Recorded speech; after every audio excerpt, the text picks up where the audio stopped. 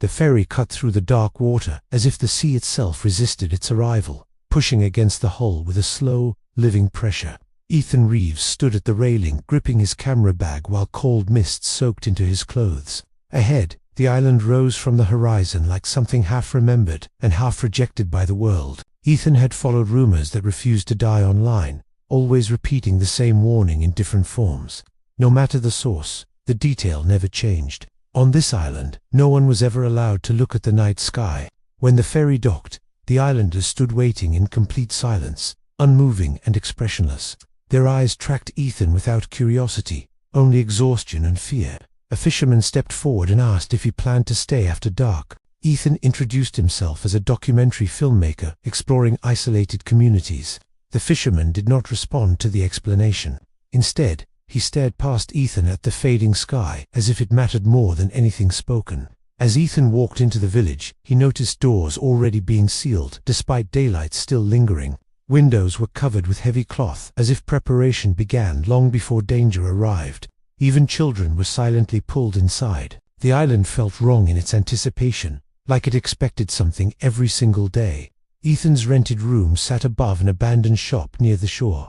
The owner handed him a rusted key and warned him never to open curtains after sunset.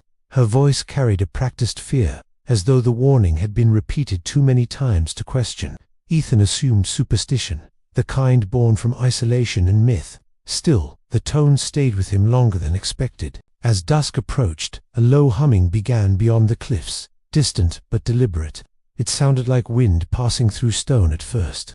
Then it gained rhythm, becoming structured and unnatural. The sound grew stronger as the sky darkened too quickly. It no longer felt like night arriving, but something pressing itself into existence. Ethan stood near the window, unsettled but still curious. A scream shattered the silence below, sharp enough to feel unnatural in origin. Ethan rushed downstairs into the shop area. The shop owner was shaking behind the counter, covering her ears.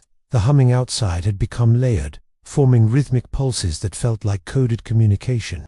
It no longer resembled sound, but intention. The walls seemed to vibrate faintly in response. Outside, shadows moved incorrectly across the street without visible bodies. Villagers passed wearing blindfolds, walking slowly as if guided by something above. Their movements suggested awareness without sight. A man collapsed near the door, crawling blindly while whispering warnings not to look up. Ethan moved toward the exit instinctively.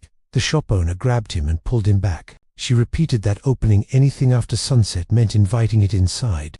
A pale glow began seeping beneath the door like liquid light. It spread slowly across the floorboards.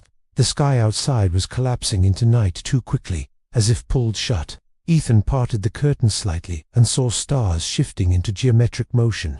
The sky looked assembled rather than natural. The stars were not fixed but moving components of a vast structure.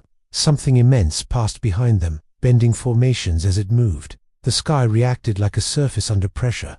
The shop owner spoke of a boy who once looked at the sky years ago. He had not died immediately, but returned changed. He began drawing symbols no one could understand. Those symbols created compulsion in those who saw them. People began feeling urges to look upward, despite fear.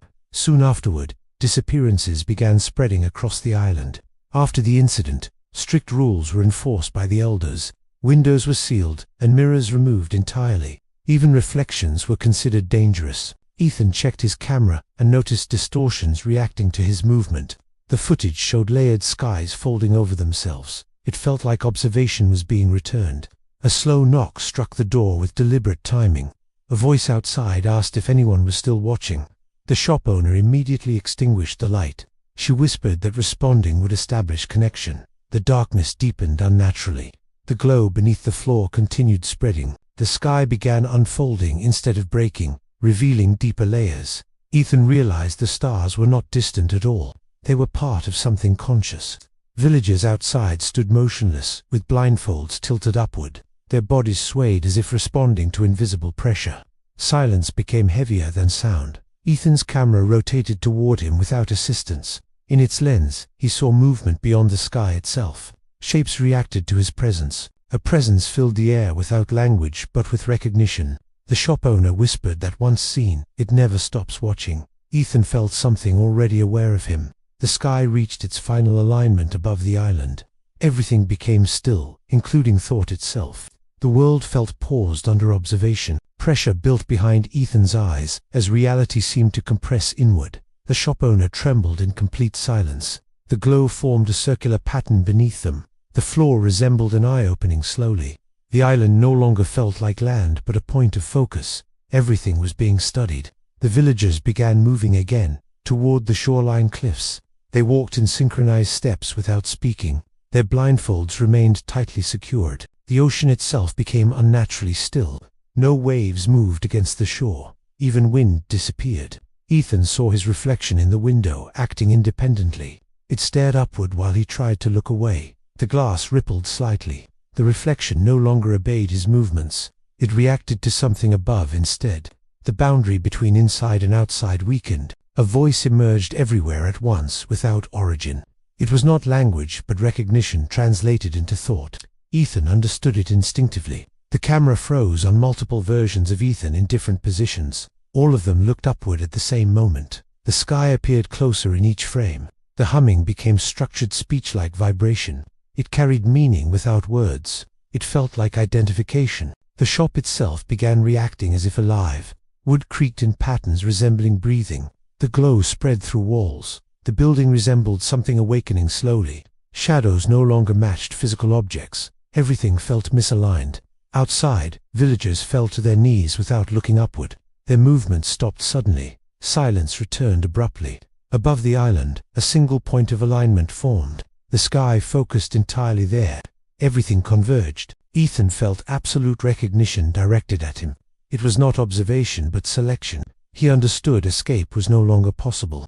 The camera displayed the final approach of something vast within the sky. Ethan whispered in realization.